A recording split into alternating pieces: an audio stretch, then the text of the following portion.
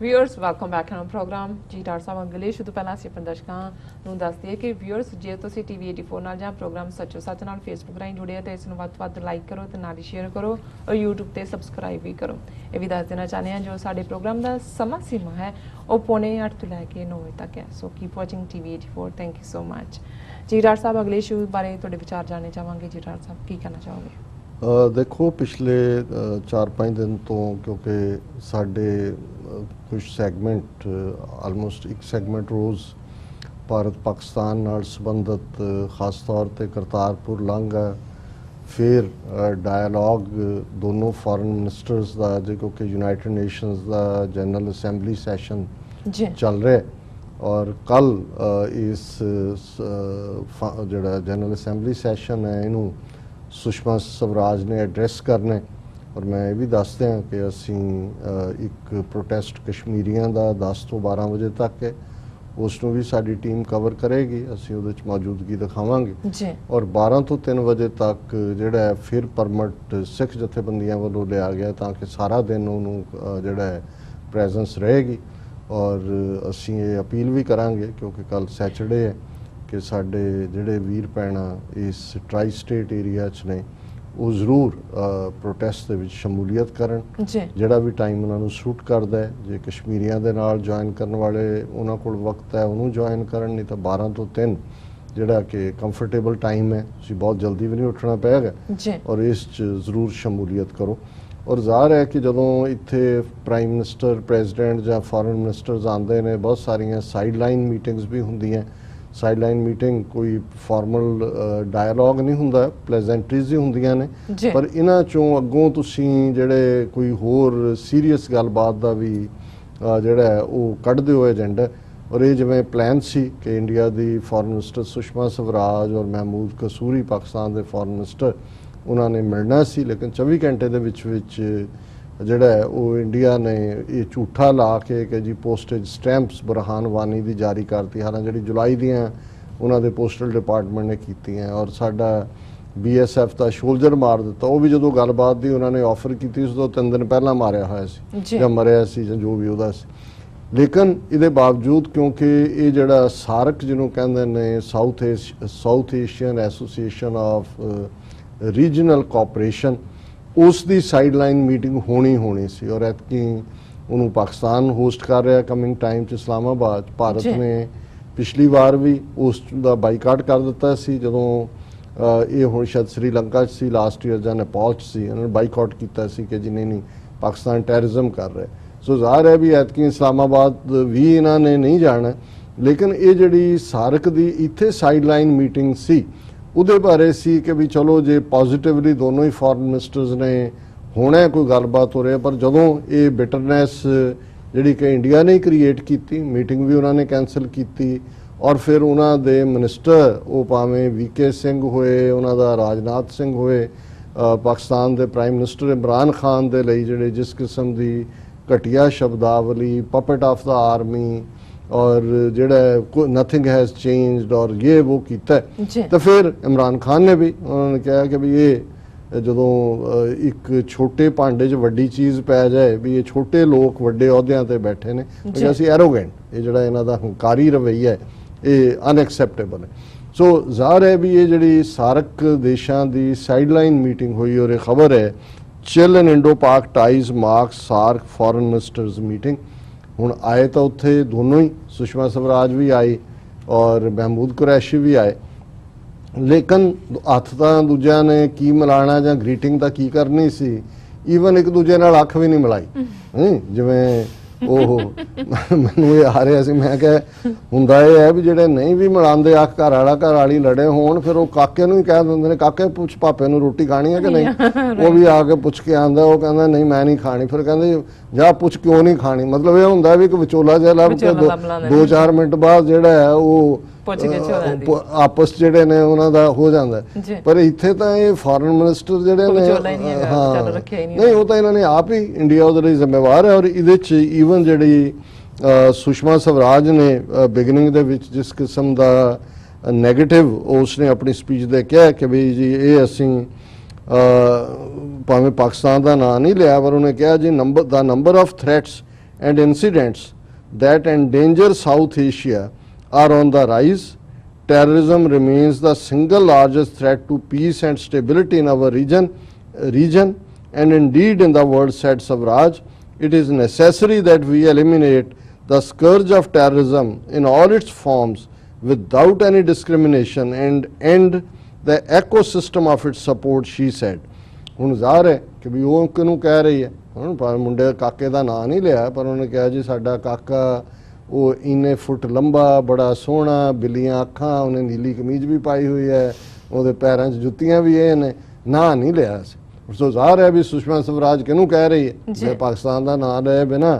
ਹੁਣ ਤੁਸੀਂ organisation cooperation ਦੀ ਆ, ਫਿਰ ਉਹ ਕਿਹੜੇ ਜਿਹੜੇ ਨੇ ਉਹਨਾਂ ਨੇ ਵੀ ਜਿਹੜਾ ਉਹੀ ਲਾਈਨ ਲੈਣੀ ਸੀ ਜੋ ਜਿਹਾ ਇਹਨਾਂ ਨੇ ਬੀਜ ਬੀਜਿਆ ਉਹ ਜਿਹਾ ਅੱਗੋਂ ਵੱਢਣਾ ਸੀ। ਤੇ ਇਨ turn Qureshi directed his scathing remarks at India, saying that one country was holding the 1.7 billion people of South Asia hostage.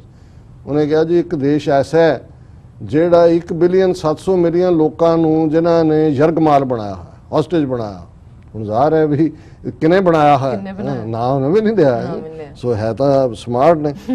Through its whimsical allegations, he was referring to India's decision to boycott the SAARC summit. ਫਿਰ ਉਹਦੇ ਜਿਹੜੀ ਗੱਲ ਉਹਨਾਂ ਨੇ ਬਿਲਕੁਲ ਠੀਕ ਕਹੀ, the attempt to scuttle the SAARC process is actually the major impediment in ensuring the prosperity, eliminating poverty and instituting development for the people of the region.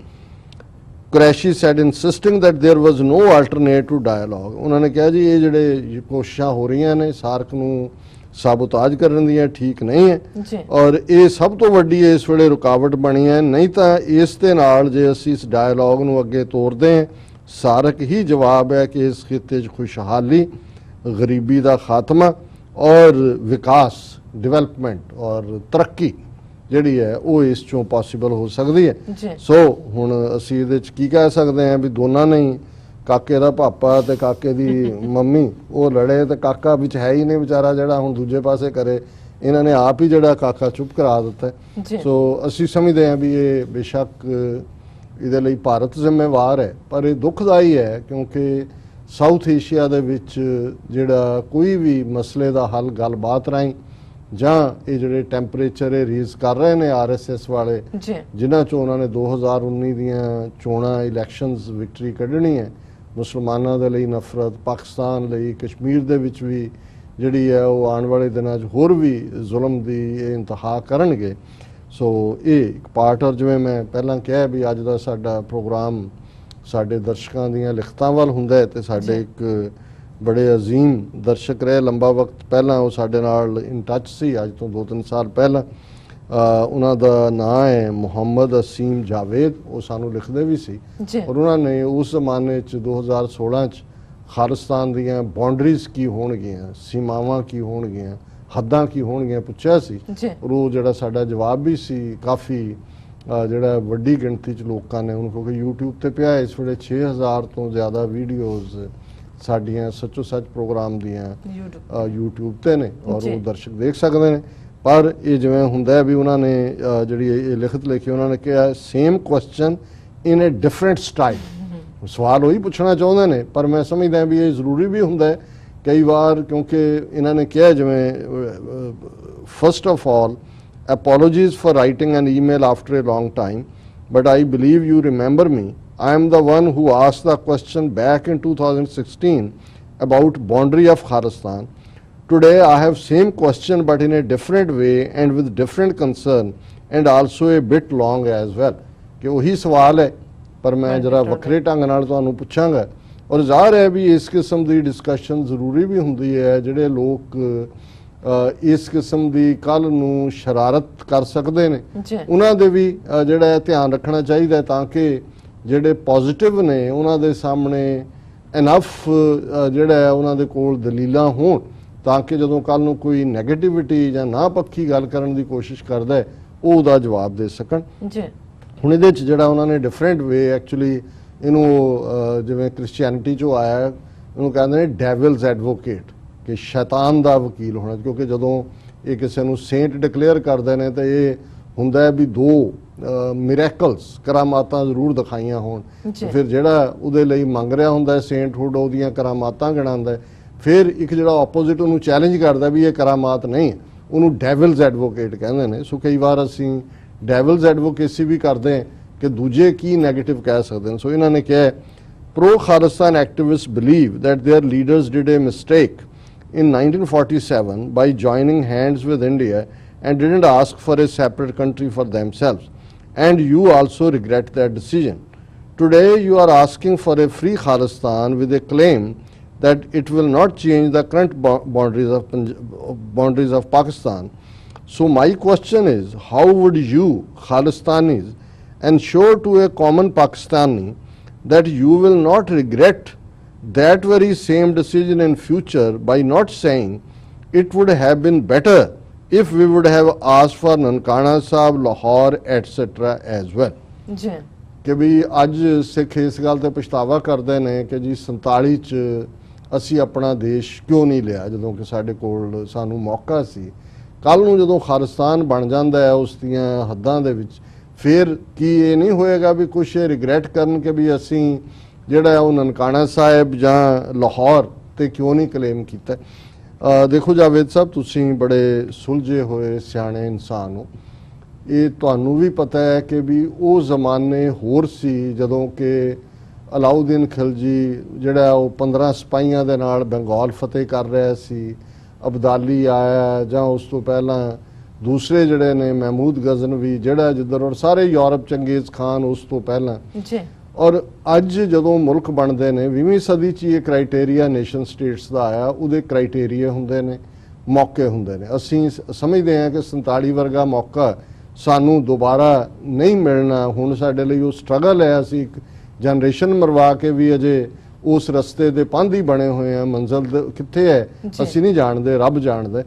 ਪਰ ਜ਼ਾਹਰ ਹੈ ਕਿ ਜਦੋਂ ਈਵਨ ਜੇ ਪਾਕਿਸਤਾਨ ਵੀ ਹੋਂਦ 'ਚ ਆਇਆ ਤੇ ਇੱਕ ਕ੍ਰਾਈਟੇਰੀਆ ਸੀ, ਕ੍ਰਾਈਟੇਰੀਆ ਆਬਾਦੀ ਦਾ ਸੀ। 1941 ਦੀ ਜਿਹੜੀ ਮਰਦਮਸ਼ੁਮਾਰੀ ਹੈ ਜਿਹਦੇ 'ਚ ਤਹਿਸੀਲ ਨੂੰ ਕ੍ਰਾਈਟੇਰੀਆ ਬਣਾ ਕੇ ਇਲਾਕੇ ਵੰਡੇ ਗਏ, ਔਰ ਇਹੀ ਪਾਰਟ ਜੇ ਅੱਜ ਅਸੀਂ ਉਸ 50,300 ਸਕੁਅਰ ਕਿਲੋਮੀਟਰ ਟੈਰੀਟਰੀ ਜਿਹੜਾ ਸਾਡਾ ਨਿਊਕਲੀਅਸ ਹੈ ਉਸ ਦੇ ਉੱਤੇ ਖਾਲਿਸਤਾਨ ਦੀ ਗੱਲ ਜਾਂ ਉਹਦੇ ਨਾਲ ਐਡਜੋਇਨਿੰਗ ਜਿੱਥੇ ਸਾਡੇ ਕਲੇਮ ਬਣਦਾ ਹੈ ਪੋਪੂਲੇਸ਼ਨ ਵਾਈਜ਼ ਵੀ, ਉਹ ਰਾਜਸਥਾਨ ਦੇ ਗੰਗਾਨਗਰ, ਹਨੂਮਾਨਗੜ੍ਹ ਹੋਣ, ਹਰਿਆਣੇ ਵਿਚਲੇ ਕੁਝ ਇਲਾਕੇ, ਹਿਮਾਚਲ ਵਿਚਲੇ, ਇਹ ਸਾਡੇ ਜਿਹੜੇ ਬਾਕੀ ਕਲੇਮ ਨੇ, ਇੱਕ ਲੈਂਗੁਏਜ, ਇੱਕ ਧਰਮ, ਪਰਸੀਕਿਊਸ਼ਨ, ਉਹਦੇ ਨਾਲ ਜੁੜੀ ਹੋਈ ਗੱਲ ਹੈ ਕਿ ਅਸੀਂ ਗਰਾਊਂਡ ਦੇ ਉੱਤੇ ਜਿਹੜਾ ਉਹ ਮੈਜੋਰਿਟੀ 'ਚ ਹੈ। ਜਿਹੜੀ ਸਿਚੁਏਸ਼ਨ ਹੁਣ ਜੇ ਅੱਜ ਗੱਲ ਕਰਨੀ ਹੋਏ ਤਾਂ ਸਾਰਾ ਪੰਜਾਬ ਜਿਹਦੇ 'ਚ ਈਵਨ ਹਿੰਦੂ, ਮੁਸਲਮਾਨ, ਈਸਾਈ ਵੀ ਸ਼ਾਮਲ ਨੇ ਸਿੱਖਾਂ ਸਮੇਤ, ਉਹਨਾਂ ਦੀ ਆਬਾਦੀ 25 ਮਿਲੀਅਨ ਦੇ ਲਗਭਗ ਹੈ, 26 ਮਿਲੀਅਨ ਹੋਏਗੀ ਹੁਣ ਲੇਟੈਸਟ। ਬਿਲਕੁਲ ਪਾਕਿਸਤਾਨ ਦੀ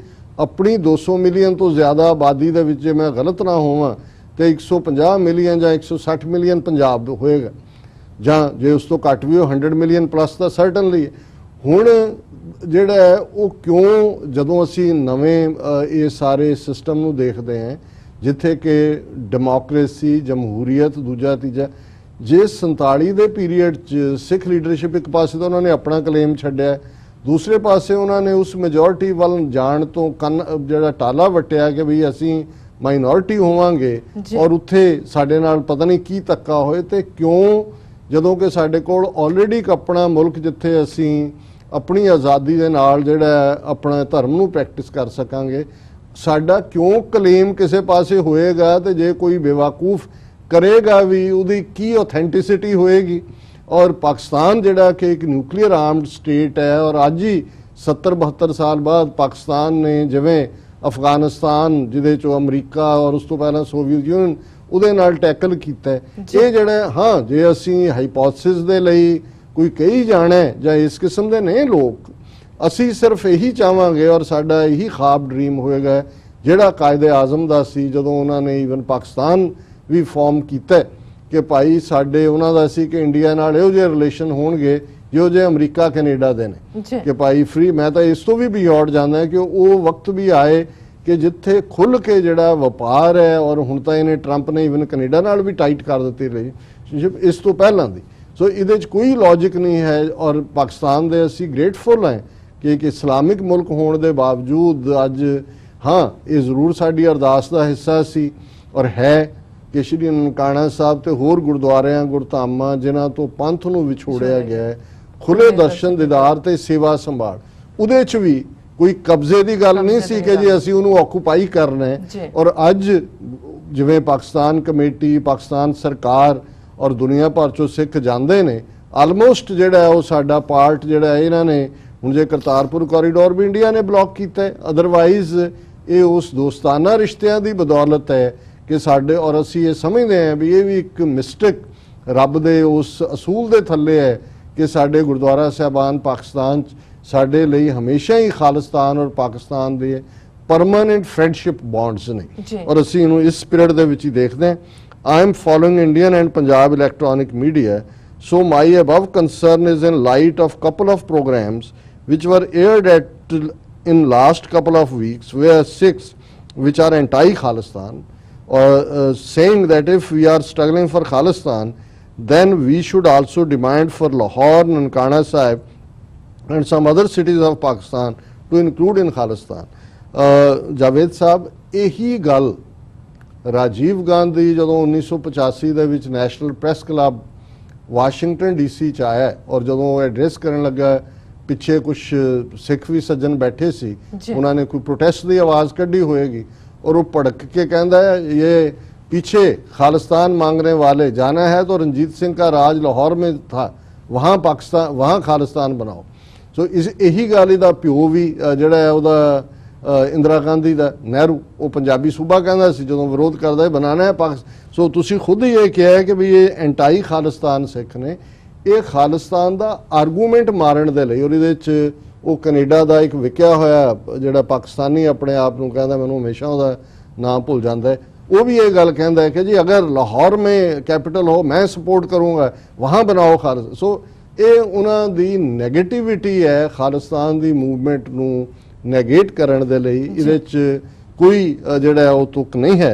फिर yes I know you explained it very beautifully that why Pakistani cities should not be included in Khalistan, which was a very convincing reply, but there are fractions in Sikh community which don't think like that and post Khalistan creation era will be a challenge for Pakistan। मैं समझदा भी ਇਹ ਤੁਹਾਡਾ ਅਨਫਾਊਂਡਡ fear ਹੈ ਜੀ। ਪਹਿਲੀ ਗੱਲ, ਪਾਕਿਸਤਾਨ ਦੁਨੀਆ ਦੀ 5ਵੀਂ 6ਵੀਂ ਵੱਡੀ ਫੌਜੀ ਤਾਕਤ, ਉਹਨਾਂ ਦਾ ਇੱਕ ਆਪਣਾ ਵਜੂਦ, ਨਿਊਕਲੀਅਰ ਪਾਵਰ।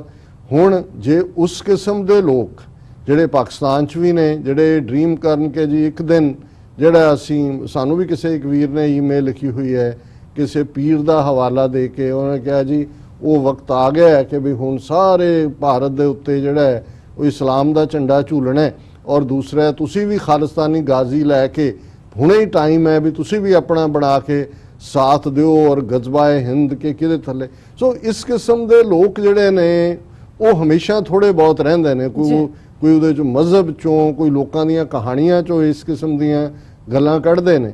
ਪਰ ਮੈਂ ਸਮਝਦਾ ਵੀ ਅਸੀਂ ਸਿਆਸੀ ਤੌਰ ਦੇ ਉੱਤੇ ਜਿਹੜੀ ਗਲਤੀ 47 ਦੀ ਲੀਡਰਸ਼ਿਪ ਨੇ ਹਵਾ ਦੇ ਵਿੱਚ ਗੱਲਾਂ ਕਰਕੇ ਗਰਾਊਂਡ ਤੇ ਕੇਸ ਨਾ ਬਿਲਡ ਕਰਕੇ ਕੀਤੀ, ਅਸੀਂ ਆਪਣੀ ਹਕੀਕਤ ਨੂੰ ਵੀ ਸਮਝਦੇ ਹਾਂ, ਆਪਣੀਆਂ ਸਟਰੈਂਥਸ ਵੀਕਨੈਸਿਸ ਨੂੰ ਵੀ ਹੁਣ ਸਮਝਦੇ ਹਾਂ, ਆਪਣੇ ਦੋਸਤਾਂ ਦੁਸ਼ਮਣਾਂ ਨੂੰ ਵੀ ਸਮਝਦੇ ਹਾਂ ਔਰ ਅਸੀਂ ਸਮਝਦੇ ਹਾਂ ਕਿ ਵੀ ਸਾਡੇ ਲਈ ਭਾਰਤੀ ਕਬਜ਼ੇ ਵਾਲਾ ਪੰਜਾਬ ਸਾਡਾ ਨਿਊਕਲੀਅਸ ਹੈ ਔਰ ਉਸ ਦੇ ਦੁਆਲੇ ਨਹੀਂ ਹੈ ਵੀ ਅਸੀਂ ਹਰਿਆਣਾ, ਰਾਜਸਥਾਨ, ਹਿਮਾਚਲ ਦੇ ਉੱਤੇ ਜਿਹੜੇ ਸਿੱਖ ਮੈਜੋਰਿਟੀ ਏਰੀਆਜ਼ ਨੇ ਆਪਣਾ ਕਲੇਮ ਛੱਡ ਰਹੇ ਆ। ਈਵਨ ਇਹ ਕਹਿੰਦੇ ਆ ਵੀ ਉਹ ਸਮੇਤ ਪਾਣੀਆਂ ਦੇ ਕੰਟਰੋਲ ਦੇ ਜਿਹੜੇ ਪਾਣੀ ਉਹਨਾਂ ਨੇ ਦਿੱਤੇ ਨੇ, ਇਹ ਸਾਡਾ ਆਧਾਰ ਹੋਏਗਾ। ਪਾਕਿਸਤਾਨ ਨਾਲ ਸਾਡਾ ਉਹ ਜਿਹਾ ਰਿਸ਼ਤਾ ਹੋਏਗਾ ਜੋ ਜਿਹਾ ਦੋ ਭਰਾਵਾਂ ਦਾ ਹੁੰਦਾ, ਭਾਵੇਂ ਕਈ ਵਾਰ ਉਹਨਾਂ ਦੇ ਬੰਨੇ ਹੁੰਦੇ ਨੇ ਲੇਕਿਨ ਉਹ ਬੰਨੇ ਨਹੀਂ ਐਗਜ਼ਿਸਟ ਕਰਦੇ ਜਦੋਂ ਭਰਾਵਾਂ ਦਾ ਆਪਸ 'ਚ ਪਿਆਰ ਹੁੰਦਾ।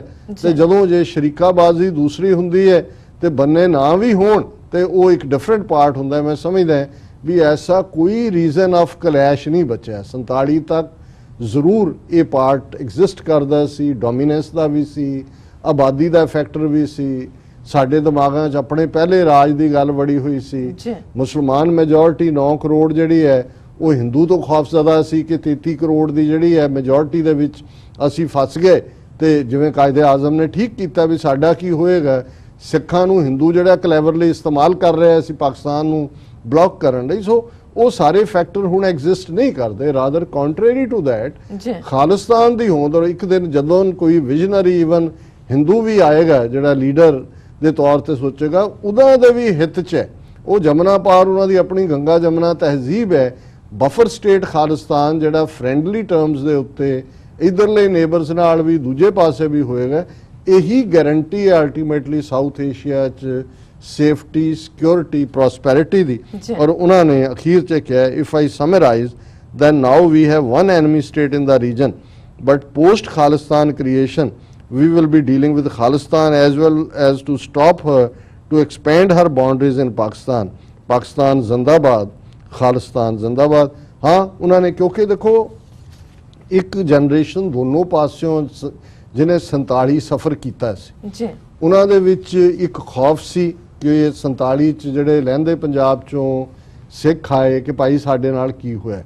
ਉਹਨਾਂ ਨੂੰ ਤਾਂ ਕਿਹਨੇ ਕੀ ਕੀਤਾ, ਇਹ ਤਾਂ ਬਿਸਾਈਡ ਹੈ। ਉਹ ਤਾਂ ਜਦੋਂ ਤੁਸੀਂ ਖਾਲਿਸਤਾਨ ਦੀ ਗੱਲ ਕਰਦੇ ਹੋ ਉਹਨਾਂ ਨੂੰ ਉਜਾੜਾ ਨਜ਼ਰ ਆਉਂਦਾ ਹੈ ਕਿ ਵੀ ਜਿਹੜੇ ਬੰਬੇ 'ਚ ਬੈਠੇ ਸਿੱਖ ਨੇ ਉਹਨਾਂ ਦਾ ਕੀ ਹੋਏਗਾ, ਯੂਪੀ 'ਚ ਬੈਠਿਆਂ ਦਾ ਕੀ ਹੋਏਗਾ, ਬਿਹਾਰ 'ਚ ਕੀ ਹੋਏਗਾ। ਔਰ ਇੱਕ ਤਬਕਾ ਜਿਹੜਾ ਹੈ ਜਿਹਨੇ ਡਾਇਰੈਕਟ ਕੀਤਾ, ਉਹਨਾਂ ਦੇ ਵਿੱਚ ਨਫ਼ਰਤ ਵੀ ਕਿਤੇ ਨਾ ਕਿਤੇ ਰਹੀ। ਵੈਸੇ ਇੱਕ ਬਹੁਤ ਚੰਗੀ ਗੱਲ ਹੈ ਕਿ ਦੋਨੋਂ ਪਾਸੇ ਪਾਕਿਸਤਾਨ 'ਚ ਲਹਿੰਦੇ ਪੰਜਾਬ 'ਚ ਖਾਸ ਤੌਰ ਤੇ ਉਹ ਵੀਰ ਭੈਣਾਂ ਨੇ ਜਿਹੜੇ 47 ਦੀਆਂ ਜਿਹੜੀਆਂ ਘਟਨਾਵਾਂ ਨੇ, ਜਿਹੜੇ ਉਸ ਤੋਂ ਪਹਿਲਾਂ ਦੇ ਬਜ਼ੁਰਗ ਕਿਵੇਂ ਅਮਨ ਅਮਾਨ ਨਾਲ ਵਸਦੇ ਸੀ, ਉਹਨਾਂ ਦੇ ਇੰਟਰਵਿਊਜ਼ ਉਹ ਕਰਦੇ ਨੇ ਜਾ ਕੇ ਰਿਕਾਰਡ ਬਹੁਤ ਸਾਰੇ। ਮੈਂ ਕਈ ਵਾਰੀ ਵਕਤ ਹੋਏ ਤਾਂ ਮੈਂ ਉਹਨਾਂ ਨੂੰ ਦੇਖਦਾ, ਉਹ ਟੱਚਿੰਗ ਹੈ। ਜਿਹੜੇ ਇਧਰੋਂ ਗਏ ਨੇ ਮੁਸਲਮਾਨ ਭਰਾ, ਉਹ ਵੀ ਕਹਿੰਦੇ ਨੇ ਉਹ ਵਾਲੀ ਗੱਲ ਨਹੀਂ ਹੈ, ਉਹ ਜੋ ਸਾਡਾ ਪਿਆਰ ਸੀ। ਤੇ ਜਿਹੜੇ ਉਧਰੋਂ ਆਏ ਨੇ ਸਿੱਖ, ਉਹ ਵੀ ਕਹਿਣਗੇ ਜੀ ਠੀਕ ਹੈ ਇੱਥੇ ਮੁੰਡੇ ਸਾਡੇ ਚੰਗੇ ਹੈ, ਖੇਤ ਵੀ ਬਣ ਗਏ, ਪਰ ਉਹ ਜ਼ਿੰਦਗੀ ਨਹੀਂ, ਉਹ ਜਿਹੜਾ ਸਾਡਾ। ਸੋ ਮੈਂ ਸਮਝਦਾ ਹਾਂ ਵੀ ਸਾਡੇ ਉਹ ਜਿਹੜੀ ਵਿਰਸੇ ਦੀ ਸਾਂਝ ਹੈ, ਉਹ ਇਹਦੇ ਬਾਵਜੂਦ ਕਿ ਨਫ਼ਰਤ 47 ਦੇ ਦੌਰ 'ਚ ਪਾਗਲਪਨ ਦੋਨੋਂ ਪਾਸਿਆਂ ਆਇਆ, ਇਹ ਜਿਹੜਾ ਆਪਸੀ ਬੌਂਡਿੰਗ ਹੈ ਖਾਲਿਸਤਾਨ ਬਣਨ ਦੇ ਨਾਲ ਇੱਕ ਬਫਰ ਦੇ ਤੌਰ ਤੇ ਖਾਲਿਸਤਾਨ ਹੀ ਉਸ ਖਿੱਤੇ ਦੇ ਵਿੱਚ, ਜਿਵੇਂ ਮੈਂ ਕਿਹਾ, ਪੀਸ, ਸਟੇਬਿਲਿਟੀ, ਪ੍ਰੋਸਪੈਰਿਟੀ ਦਾ ਜਾਮਨ ਹੈ। ਇਹ ਗੱਲ ਇਹਨਾਂ ਪੱਛਮੀ ਤਾਕਤਾਂ ਨੂੰ ਵੀ ਅੱਜ ਸਮਝ ਆਏ, ਕੱਲ ਨੂੰ ਆਏ। ਇਸ ਤੋਂ ਬਿਨਾਂ 1000 ਸਾਲ ਦੀ ਸਾਈਕੋ ਹਿਸਟਰੀ ਹੈ ਹਿੰਦੂਆਂ ਮੁਸਲਮਾਨਾਂ ਦੀ, ਨਾ ਉਹ ਉਹਨਾਂ ਨੂੰ ਕਬੂਲ ਕਰਦੇ ਨੇ, ਨਾ ਉਹ। ਅਸੀਂ ਜ਼ਰੂਰ ਜ਼ੁਲਮ ਦੇ ਖਿਲਾਫ ਲੜੇ, ਪਰ ਬਿਲਟ ਇਨ ਸਿੱਖੀ ਦੇ ਵਿੱਚ ਜਿਹੜਾ ਹੈ ਉਹ ਕਿਸੇ ਲਈ ਨਫ਼ਰਤ ਨਹੀਂ ਹੈ। ਰਾਦਰ ਕੰਟਰੇਰੀ ਟੂ ਦੈਟ ਇਸਲਾਮ ਦੇ ਨਾਲ ਸਾਡੀ ਉਹ ਸਾਂਝ ਹੈ ਜਿਸ ਨੂੰ ਅਲਾਮਾ ਇਕਬਾਲ ਨੇ ਫਰਮਾਇਆ ਕਿ ਫਿਰ ਉਠੀ ਆਖਰ ਸਦਾ तौहीद की पंजाब से हिंद को एक मर्द कामिल ने जगाया ख्वाब से। वो साडी सांझ है तौहीद दी, एक रब दी। ते साडा मक्का ते मदीना, ननकाना साहिब और करतारपुर साहिब तुहाडे पाक मुल्क दे विच ने, जिहड़ा साडे लई मक्का और मदीना जिथे साडे लई भी वो पाक है, वो पाकिस्तान है, पवित्र देश है। जी डॉक्टर साहब, ਅਸੀਂ ਜਾਵੇਦ ਜੀ ਦਾ ਬਹੁਤ ਬਹੁਤ ਸ਼ੁਕਰੀਆ ਅਦਾ ਕਰਦੇ ਹਾਂ। ਉਹਨਾਂ ਨੇ ਸਾਨੂੰ ਲਿਖਿਆ ਔਰ ਆਪਣੇ ਕੁਐਸਚਨ ਜੋ ਸਾਨੂੰ ਲਿਖੇ ਨੇ, ਤੁਸੀਂ ਆਪਣੇ ਵਿਚਾਰ ਦਿੱਤੇ ਨੇ, ਤੁਹਾਡਾ ਬਹੁਤ ਬਹੁਤ ਸ਼ੁਕਰੀਆ। ਇੱਥੇ ਲੈਣੇ ਬ੍ਰੇਕ ਤੋਂ ਪਹਿਲਾਂ ਅਸੀਂ ਦਰਸ਼ਕਾਂ ਤੇ ਸਰੋਤਿਆਂ ਨੂੰ ਅਪੀਲ ਤੇ ਬੇਨਤੀ ਕਰ ਦਈਏ, ਵੀਅਰਸ, ਜਿਸ ਤਰ੍ਹਾਂ ਕਿ ਤੁਸੀਂ ਜਾਣਦੇ ਹੋ ਕਿ ਟੀਵੀ 84 ਇੱਕ ਪੰਥਕ ਚੈਨਲ ਹੈ, ਅਸੀਂ ਚਾਹਾਂਗੇ ਕਿ ਤੁਸੀਂ ਟੀਵੀ 84 ਦੀ ਵੱਧ ਤੋਂ ਵੱਧ ਮਾਈਕ ਸਹਾਇਤਾ ਕਰੋ। ਤੁਸੀਂ ਆਪਣੀ ਮਾਈਕ ਸਹਾਇਤਾ ਸਾਡੀ ਵੈਬਸਾਈਟ tv84.tv ਤੇ ਜਾ ਕੇ ਪੇਪਰ ਦੀ ਵਰਤੋਂ ਕਰਕੇ ਮੰਥਲੀ ਡੋਨੇਟ ਕਰ ਸਕਦੇ ਹੋ, ਵਨ ਟਾਈਮ ਵੀ ਡੋਨੇਟ ਕਰ ਸਕਦੇ ਹੋ। ਤੁਸੀਂ ਟੀਵੀ 84 ਦੇ ਨਾਮ ਤੇ ਚੈੱਕ ਬਣਾ ਕੇ ਸਾਨੂੰ ਮੇਲ ਵੀ ਕਰ ਸਕਦੇ ਹੋ ਸਾਡੇ ਇਸ ਪਤੇ ਤੇ 36-0137 ਐਵਨਿਊ ਲੌਂਗ ਆਈਲੈਂਡ ਸਿਟੀ, ਨਿਊਯਾਰਕ 11101 USA, ਜਾਂ ਫਿਰ ਤੁਸੀਂ ਸਾਨੂੰ ਫੋਨ ਰਾਹੀਂ ਵੀ ਸੰਪਰਕ ਕਰ ਸਕਦੇ ਸਾਡੇ ਫੋਨ ਨੰਬਰ ਤੇ 5164060694। ਮੈਂ ਵੈਸੇ ਘੜੀ ਵੱਲ ਦੇਖ ਰਿਹਾ ਹਾਂ, ਜੇ ਅਸੀਂ ਨਾਮ ਦੇਖ ਲਈਏ ਕਿ ਨੋ ਪ੍ਰੋਬਲਮ, ਠੀਕ ਹੈ, ਅਸੀਂ ਕੰਟੀਨਿਊ ਕਰਦੇ ਹਾਂ ਜੀ। ਤੇ ਮੇਰਾ ਖਿਆਲ ਹੈ ਵੀ ਅੱਜ ਦੇ ਵਿਚਾਰ ਵੱਲ ਆਉਂਦੇ ਜੀ। ਜਿਵੇਂ ਸ਼ੁੱਕਰਵਾਰ ਦੇ ਪ੍ਰੋਗਰਾਮ 'ਚ ਅਸੀਂ ਸ਼ਲੋਕ ਵਾਰਾਂ ਤੇ ਵਧੇਕ ਇਸ ਦੀ ਵਿਚਾਰ ਕਰਦੇ ਹਾਂ ਜੀ। ਅੱਜ ਦੋ ਸ਼ਲੋਕ ਨੰਬਰ 11 ਤੇ 12 ਅਸੀਂ ਵਿਚਾਰ ਲਈ ਚੁਣੇ ਨੇ ਜੀ। ਔਰ ਇਹ ਤੀਸਰੇ ਪਾਤਸ਼ਾਹ ਦੇ ਸ਼ਲੋਕ ਨੇ। ਜਿਨ੍ਹਾਂ ਸਤਿਗੁਰ ਇੱਕ ਬਨ ਸੇਵਿਆ, ਤਿੰਨ ਜਨ ਲਾਗੋਂ ਪਾਏ, ਗੁਰ ਸ਼ਬਦੀ ਹਰ ਮਨ ਵਸੈ, ਮਾਇਆ ਕੀ ਭੁੱਖ ਜਾਏ, ਸੇ ਜਨ ਨਿਰਮਲ ਉਜਲੇ, ਜੇ ਗੁਰਮੁਖ ਨਾਮ ਸਮਾਏ, ਨਾਨਕ ਹੋਰ ਪਤਸ਼ਾਹੀਆਂ ਕੂੜੀਆਂ, ਨਾਮ ਰਤੇ ਪਾਤਸ਼ਾਹ। ਹੁਣ ਜ਼ਾਹਰ ਹੈ ਕਿ ਇਸ 'ਚ ਉਸ ਸਤਿਗੁਰੂ ਦੀ ਮਹਿਮਾ ਹੈ ਕਿ ਜਿਨ੍ਹਾਂ ਦੇ ਅੰਦਰ ਸਤਿਗੁਰੂ ਵਸ ਜਾਂਦਾ ਹੈ, ਜਿਨ੍ਹਾਂ ਸਤਿਗੁਰ ਇੱਕ ਮਨ ਸੇਵਿਆ, ਇੱਕ ਮਨ ਯਕ ਚਿਤ ਹੋ ਕੇ, ਇੱਕ ਫੇਥ ਦੇ ਨਾਲ ਜਿਨ੍ਹਾਂ ਨੇ ਉਸ ਰੱਬ ਨੂੰ ਯਾਦ ਕੀਤਾ ਹੈ, ਤਿੰਨ ਜਨ ਲਾਗੋਂ ਪਾਏ। ਗੁਰੂ ਸਾਹਿਬ ਫਰਮਾਉਂਦੇ ਨੇ ਕਿ ਉਹਨਾਂ ਦੇ ਮੈਂ ਪੈਰੀਂ ਲੱਗਦਾ ਹਾਂ, ਉਹਨਾਂ ਦੇ ਲਈ ਉਹਨਾਂ ਅੱਗੇ ਮੇਰਾ ਸਿਰ ਝੁਕਦਾ ਹੈ। ਜੀ ਗੁਰ ਸ਼ਬਦੀ ਹਰ ਮਨ ਵਸੈ, ਮਾਇਆ ਕੀ ਭੁੱਖ ਜਾਏ। ਕਿ ਗੁਰੂ ਦੇ ਸ਼ਬਦ ਦੇ ਉੱਤੇ ਅਮਨਾ ਕਰਕੇ ਜਦੋਂ ਅਸੀਂ ਰੱਬ ਦੇ ਨਾਲ ਜੁੜ ਜਾਂਦੇ ਹਾਂ ਤੇ ਮਨ ਚੋਂ ਡਿਜ਼ਾਇਰਸ, ਤ੍ਰਿਸ਼ਨਾ, ਖਾਹਿਸ਼ਾਂ, ਚਾਹਤ ਇਹ ਮੁੱਕ ਜਾਂਦੀ ਹੈ। ਔਰ ਇਹੀ ਜਿਹੜੀਆਂ ਡਿਜ਼ਾਇਰਸ ਨੇ ਇਹ ਸਾਨੂੰ ਦੁਖੀ ਕਰ ਰਹੀਆਂ ਹੁੰਦੀਆਂ ਨੇ। ਭੁੱਖ ਸਾਨੂੰ ਡਿਜ਼ਾਇਰਸ ਦੀ ਲੱਗਦੀ ਹੈ ਤੇ ਜਦੋਂ ਅਸੀਂ ਰੱਬ ਨਾਲ ਜੁੜ ਜਾਂਦੇ ਹਾਂ ਜੀ ਇਹ ਡਿਜ਼ਾਇਰਸ ਦਾ ਅੰਤ ਹੋ ਜਾਂਦਾ ਹੈ। ਸੇ ਜਨ ਨਿਰਮਲ ਉਜਲੇ, ਜੇ ਗੁਰਮੁਖ ਨਾਮ ਸਮਾਏ। ਗੁਰੂ ਸਾਹਿਬ ਫਰਮਾਉਂਦੇ ਨੇ ਕਿ ਭਾਈ ਉਹ ਇਨਸਾਨ, ਉਹਨਾਂ ਦੇ ਚਿਹਰੇ ਵੀ ਉਜਲੇ ਨੇ, ਚਮਕਦੇ ਨੇ, ਲਿਸ਼ਕਦੇ ਨੇ, ਜੀ ਨਿਰਮਲ, ਉਹਨਾਂ ਦੇ ਅੰਦਰ ਕੋਈ ਮੈਲ ਨਹੀਂ ਹੈ, ਉਹ ਬਿਲਕੁਲ ਸਾਫ਼ ਦਿਲ ਨੇ।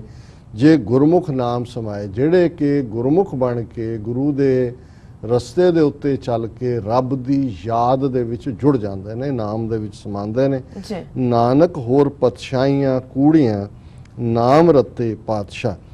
ਕਿ ਉਹ ਜਿਹੜੇ ਰੱਬ ਦੇ ਬੰਦੇ ਨੇ ਉਹਨਾਂ ਨੂੰ ਫਿਰ ਦੁਨੀਆ ਦੇ ਪਾਤਸ਼ਾਹਾਂ ਦੀ, ਬਾਦਸ਼ਾਹਾਂ ਦੀ, ਹਕੂਮਤਾਂ ਦੀ, ਸੱਤਾ ਦੀ ਕੋਈ ਜਿਹੜੀ ਹੈ ਉਹ ਉਸ ਤੋਂ ਖੌਫਜ਼ਦਾ ਨਹੀਂ ਹੁੰਦੇ, ਕੋਈ ਉਹਦੀ ਪਰਵਾਹ ਨਹੀਂ ਹੁੰਦੀ ਉਹਨਾਂ ਨੂੰ।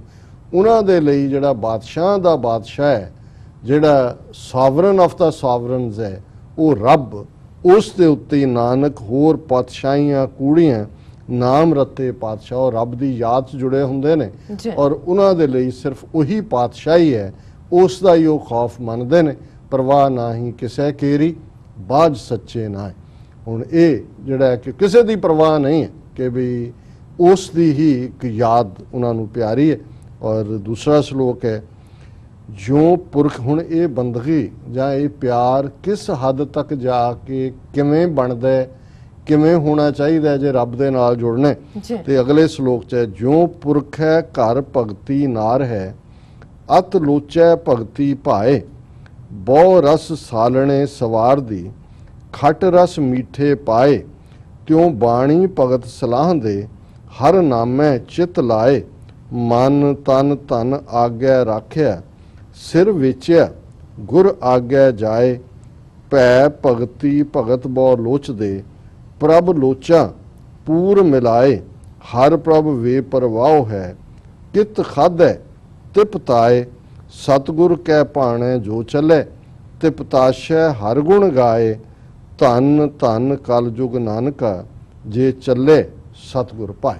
ਜੀ ਹੁਣ ਇਸ ਦੇ ਵਿੱਚ ਜਿਹੜਾ ਅਲੰਕਾਰ ਇਸਤੇਮਾਲ ਕੀਤਾ ਹੈ ਕਿ ਕਿਵੇਂ ਜਿਹੜੀ ਪਤਨੀ ਪਤੀ ਨੂੰ ਰਿਝਾਉਣਾ ਚਾਹੁੰਦੀ ਹੈ ਤੇ ਉਸ ਦੇ ਲਈ, ਜਿਵੇਂ ਅਮਰੀਕਨ ਐਕਸਪ੍ਰੈਸ਼ਨ ਵੀ ਹੈ ਕਿ the way to man's heart goes through the stomach, ਕਿ ਜਿਹੜੇ ਬੰਦੇ ਦਾ ਦਿਲ ਜਿੱਤਣਾ ਹੈ ਤੇ ਜਿਹੜੇ ਤੁਸੀਂ ਅੱਡ ਅੱਡ ਸਵਾਦੀ ਖਾਣੇ ਬਣਾਉਂਦੇ ਹੋ, ਡਿਫਰੈਂਟ ਢੰਗ ਦੇ ਨਾਲ ਜਿਹੜਾ ਹੈ ਉਸ ਨੂੰ ਰਿਝਾਉਂਦੇ ਹੋ, ਇਹ ਦੋਨੋਂ ਤਰ੍ਹਾਂ ਹੀ ਹੋ ਸਕਦਾ ਹੈ। ਹੁਣ ਤਾਂ ਬੰਦੇ ਵੀ ਅੱਧੇ ਕੁ ਤਾਂ ਰੋਟੀਆਂ ਬਣਾਉਂਦੇ ਹੀ ਨੇ, ਬੀਬੀਆਂ ਕੰਮ ਤੇ ਹੁੰਦੀਆਂ ਬਣਾ ਕੇ ਰੱਖ ਕੇ ਬੈਠੇ ਹੁੰਦੇ ਨੇ। ਪਰ ਮਕਸਦ, ਕਿਉਂਕਿ ਉਸ ਸੁਸਾਇਟੀ ਸਮਾਜ ਦੀ ਗੱਲ ਹੈ ਜਿਹਦੇ 'ਚ ਕਿ ਅਸੀਂ ਘਰ ਜਾਂ ਗ੍ਰਸਤ ਦੇ ਵਿੱਚ ਤੁਹਾਡਾ ਕੁਕਿੰਗ ਦਾ ਮਾਹਿਰ ਹੋਣਾ, ਚੰਗਾ ਖਾਣਾ ਬਣਾ ਸਕਣਾ, ਮਿੱਠਾ ਤੁਹਾਡੇ ਅੰਦਰ ਵਰਤਾਰਾ ਹੋਣਾ, ਇਹ ਇੰਪੋਰਟੈਂਟ ਹਿੱਸੇ ਸੀ। ਸੋ ਜਿਉਂ ਪੁਰਖ ਹੈ ਘਰ ਭਗਤੀ ਨਾਰ ਹੈ, ਅਤ ਲੋਚੈ ਭਗਤੀ ਪਾਏ। ਕਿ ਜਿਸ ਦੀ ਇਸਤਰੀ ਬਹੁਤ ਆਗਿਆਕਾਰੀ ਹੈ ਔਰ ਬੜੇ ਉਹ ਪਿਆਰ 'ਚ ਰਹਿੰਦੀ ਹੈ, ਬਹੁਤ ਰਸ ਸਾਲਣੇ ਸਵਾਰ ਦੀ, ਅੱਡ ਅੱਡ ਸੈਲਨ ਹਾਂਜੀ ਸਲੂਣੇ ਜਿਹੜੇ ਨੇ ਉਹ ਅੱਡ ਅੱਡ ਤਰੀਕਿਆਂ ਦੇ ਨਾਲ ਖੱਟ ਰਸ ਮਿੱਠੇ ਪਾਏ। ਕੋਈ ਮਿੱਠੀ ਡਿਸ਼, ਕੋਈ ਖੱਟੀ ਜੀ, ਕੋਈ ਨਮਕੀਨ, ਕੋਈ ਦੂਜਾ, ਉਹ ਉਹਨਾਂ ਨੂੰ ਬਣਾਉਂਦੀ ਹੈ। ਤਿਉਂ ਬਾਣੀ ਭਗਤ ਸਲਾਹ ਦੇ, ਹਰ ਨਾਮੇ ਚਿਤ ਲਾਏ। ਇਸੇ ਤਰ੍ਹਾਂ ਜਿਹੜੇ ਰੱਬ ਦੇ ਬੰਦੇ ਰੱਬ ਨੂੰ ਰਿਝਾਉਣਾ ਚਾਹੁੰਦੇ ਨੇ, ਉਹ ਉਵੇਂ ਹੀ ਬਾਣੀ ਦੇ ਨਾਲ, ਰੱਬ ਦੇ ਇਸ ਕਲਾਮ ਦੇ ਨਾਲ ਪਿਆਰ ਕਰਦੇ ਨੇ, ਰੱਬ ਦੇ ਨਾਲ ਚਿੱਤ ਜੋੜ ਕੇ ਰੱਖਦੇ ਨੇ। ਮਨ ਤਨ ਧਨ ਆਗਿਆ ਰਾਖਿਆ, ਸਿਰ ਵੇਚਿਆ ਗੁਰ ਆਗਿਆ ਜਾਏ। ਉਹ ਗੁਰੂ ਦੇ ਅੱਗੇ ਤਨ ਮਨ ਧਨ ਸਭ ਸੌਂਪ, ਗੁਰ ਕੋ ਹੁਕਮ ਮੰਨੀਐ ਪਾਈਐ। ਸਿਰ ਰੱਖਣਾ ਇਹੀ ਹੈ। ਜਦੋਂ ਅਸੀਂ ਕਹਿੰਦੇ ਹਾਂ ਜੀ ਆਪਣਾ ਸਤਿਗੁਰ ਆਗਿਆ ਸੀਸ ਭੇਟ ਦਿਓ, ਹੁਣ ਇਹ ਸੀਸ ਭੇਟ ਕਰਨਾ ਇਹ ਹੈ ਕਿ ਆਪਣੀ ਮਨ ਦੀ ਮਤੜੀ ਤਿਆਗ ਦੇਣੀ ਹੈ ਤੇ ਗੁਰੂ ਦੀ ਗੱਲ ਨੂੰ ਸੁਣਨਾ ਹੈ, ਇਹੀ ਤਨ ਮਨ ਧਨ ਗੁਰੂ ਨੂੰ ਦੇਣਾ ਹੈ। ਜੀ। ਸੋ ਗੁਰੂ ਸਾਹਿਬ ਫਰਮਾਉਂਦੇ ਨੇ ਮਨ ਤਨ ਧਨ ਆਗੇ ਰੱਖਿਆ, ਸਿਰ ਵੇਚਿਆ ਗੁਰ ਆਗੇ ਜਾਏ, ਭੈ ਭਗਤੀ ਭਗਤ ਬਹੁ ਲੋਚਦੇ, ਪ੍ਰਭ ਲੋਚਾ ਪੂਰ ਮਿਲਾਏ। ਕਿ ਉਸ ਭੈ ਭਗਤੀ ਦੇ ਵਿੱਚ, ਰੱਬ ਦੇ ਪਿਆਰ ਭਰੇ ਭੈ ਦੇ ਵਿੱਚ ਭਗਤ ਇਹੀ ਚਾਹਨਾ ਕਰਦੇ ਨੇ, ਬਹੁਤ ਲੋਚਦੇ ਨੇ। ਕੀ ਉਹਨਾਂ ਦੀ ਡਿਜ਼ਾਇਰ ਹੈ? ਪ੍ਰਭ ਲੋਚਾ ਪੂਰ ਮਿਲਾਏ। ਹੇ ਵਾਹਿਗੁਰੂ, ਤੂੰ ਆ ਕੇ ਮਿਲ, ਤੂੰ ਮੇਰੇ ਤੋਂ ਵਿਛੜ ਨਾ, ਜੀ ਤੂੰ ਮੇਰਾ ਜਿਹੜਾ ਹੈ ਮੇਰਾ ਪਿਆਰਾ ਹੈ, ਮੇਰੇ ਨਾਲ ਜੁੜ। ਹਰ ਪ੍ਰਭ ਵੇ ਪਰਵਾਹ ਹੈ, ਕਿਤ ਖਾਧਾ ਤੇ ਪਤਾਏ। ਹੁਣ ਇੱਥੇ ਰੱਬ ਦੀਆਂ ਬੇਪਰਵਾਹੀਆਂ। ਹੁਣ ਬੀਬੀ ਵਿਚਾਰੀ ਜਿੰਨੇ ਮਰਜ਼ੀ ਖਾਣੇ ਬਣਾ ਕੇ ਦੇ, ਜੇ ਉਹ ਵੀ ਥਾਲੀ ਚੁੱਕ ਕੇ ਪਰੇ ਮਾਰੇ, ਤਾਂ ਉੱਥੇ ਤੁਸੀਂ ਕੁਝ ਨਹੀਂ ਕਰ ਸਕਦੇ। ਸੋ ਇਵੇਂ ਹੀ ਇਹ ਜਿਹੜੀ ਹੈ ਐਰੋਗੈਂਸ ਵੀ ਦਿਖਾਈ ਹੈ ਬੰਦਿਆਂ ਦੇ ਮਾਮਲੇ 'ਚ। ਪਰ ਇੱਥੇ ਇਹ ਹੈ ਵੀ ਰੱਬ ਨੇ ਕਿਵੇਂ ਰੀਝਣਾ ਹੈ। ਤੁਸੀਂ ਯਤਨ ਕਰਦੇ ਹੋ ਰਿਝਾਣ ਦਾ, ਪਰ ਨਾਨਕ ਨਦਰੀ ਕਰਮੀ ਦਾ, ਕਿ ਅਲਟੀਮੇਟਲੀ ਰੱਬ ਨੇ ਕਦੋਂ ਰੀਝਣਾ ਹੈ, ਉਹਦੀ ਨਜ਼ਰ ਕਦੋਂ ਸਵੱਲੀ ਹੋਣੀ ਹੈ, ਉਸ ਦੀ ਬਖਸ਼ਿਸ਼ ਇਹ ਰੱਬ ਦੇ ਉੱਤੇ ਹੈ। ਹਰ ਪ੍ਰਭ ਬੇਪਰਵਾਹ, ਇਹ ਰੱਬ ਬੇਪਰਵਾਹ ਹੈ। ਕਿਤ ਖਾਦਾ ਤੇ ਪਤਾਏ, ਕਿਹੜੀ ਚੀਜ਼ ਨਾਲ ਉਹਨੇ ਸੰਤੁਸ਼ਟ ਹੋਣਾ ਹੈ, ਤ੍ਰਿਪਤ ਹੋਣਾ ਹੈ, ਇਹ ਰੱਬ ਹੀ ਜਾਣਦਾ ਹੈ। ਸਤਿਗੁਰ ਕੇ ਭਾਣੇ ਜੋ ਚੱਲੇ, ਤਿਪ ਤਾਸੈ ਹਰ ਗੁਣ ਗਾਏ। ਹਾਂ, ਇਹ ਕਹਿ ਕੇ ਸਤਿਗੁਰੂ ਦੇ ਭਾਣੇ ਦੇ ਵਿੱਚ ਆਪਣਾ ਜੀਵਨ ਬਤੀਤ ਕਰਨਾ, ਔਰ ਉਸ ਦੇ ਵਿੱਚ ਜਦੋਂ ਅਸੀਂ ਆਪਣਾ ਜੀਵਨ ਜੋੜਦੇ ਹਾਂ, ਤਿਪ ਤਾਸੇ ਸੈਟੀਸਫਾਈਡ, ਕੰਟੈਂਟਡ, ਅੰਦਰ ਇੱਕ ਟਿਕਾ ਚੈਨ ਹੁੰਦਾ ਹੈ ਰੱਬ ਦੀ ਸਿਫਤ ਸਲਾਹ ਕਰਕੇ। ਧੰਨ ਧੰਨ ਕਲਯੁਗ ਨਾਨਕ, ਜੇ ਚੱਲੇ ਸਤਿਗੁਰ ਪਾਏ। ਤੇ ਗੁਰੂ ਸਾਹਿਬ ਫਰਮਾਉਂਦੇ ਨੇ ਕਿ ਭਾਈ ਇਸ ਜ਼ਿੰਦਗੀ ਦੇ ਵਿੱਚ ਜਿਹੜੀ ਵਿਕਾਰਾਂ ਦੇ ਨਾਲ ਭਰੀ ਹੋਈ ਹੈ, ਜਿਹਨੂੰ ਕਲਯੁਗ ਕਹਿੰਦੇ ਨੇ, ਇਹ ਉਹ ਧਨ ਨੇ ਜਿਹੜੇ ਕਿ ਸਤਿਗੁਰੂ ਦੇ ਪਿਆਰ ਦੇ ਵਿੱਚ ਆਪਣਾ ਜੀਵਨ ਸਮਰਪਿਤ ਕਰਕੇ ਰੱਬ ਦੀ ਯਾਦ ਦੇ ਵਿੱਚ, ਬੰਦਗੀ ਦੇ ਵਿੱਚ, ਇਬਾਦਤ ਦੇ ਵਿੱਚ ਆਪਣਾ ਜੀਵਨ ਗੁਜ਼ਾਰਦੇ ਨੇ। ਸੋ ਇਹ ਅੱਜ ਦਾ ਵਿਚਾਰ ਹੈ ਜੀ। ਡਾਕਟਰ ਸਾਹਿਬ ਤੁਹਾਡਾ ਬਹੁਤ ਬਹੁਤ ਸ਼ੁਕਰੀਆ, ਤੁਸੀਂ ਅੱਜ ਐਮ ਸ਼ੂ ਤੇ ਅੱਜ ਦਾ ਵਿਚਾਰ ਸਾਰੇ ਦਰਸ਼ਕਾਂ ਨਾਲ ਸਾਂਝਾ ਕੀਤਾ। ਅਸੀਂ ਆਪਣੀ ਵਿਊਅਰਸ ਕੋਲ ਲੈਣੀ ਹੈ ਇਜਾਜ਼ਤ। ਵਿਊਅਰਸ, ਤੁਹਾਡਾ ਬਹੁਤ ਬਹੁਤ ਸ਼ੁਕਰੀਆ, ਤੁਸੀਂ ਆਪਣੇ ਕੀਮਤੀ ਸਮੇਂ ਵਿੱਚ ਸਮਾਂ ਕੱਢ ਕੇ ਸਾਨੂੰ ਆਪਣੇ ਰਾਏ ਤੇ ਸੁਝਾਅ ਭੇਜੇ ਨੇ। ਤਾਂ ਭੇਜਦੇ ਰਹਿਣਾ ਸਾਡੇ ਇਸ ਪਤੇ ਤੇ sos@tvg4.tv ਤੇ। ਅਸੀਂ ਨਵੇਂ ਤੇ ਤਾਜ਼ਾ ਤੇ ਖਰੇ ਇਸ਼ੂ ਲੈ ਕੇ ਫਿਰ ਦੁਬਾਰਾ ਮੰਡੇ ਨੂੰ ਹਾਜ਼ਰ ਹੋਵਾਂਗੇ। ਹੁਣ ਤੱਕ ਸਾਨੂੰ ਦਿਓ ਇਜਾਜ਼ਤ, ਮੈਨੂੰ ਤੇ ਡਾਕਟਰ ਸਾਹਿਬ ਨੂੰ। ਵਾਹਿਗੁਰੂ ਜੀ ਕਾ ਖਾਲਸਾ, ਵਾਹਿਗੁਰੂ ਜੀ ਕੀ ਫਤਿਹ।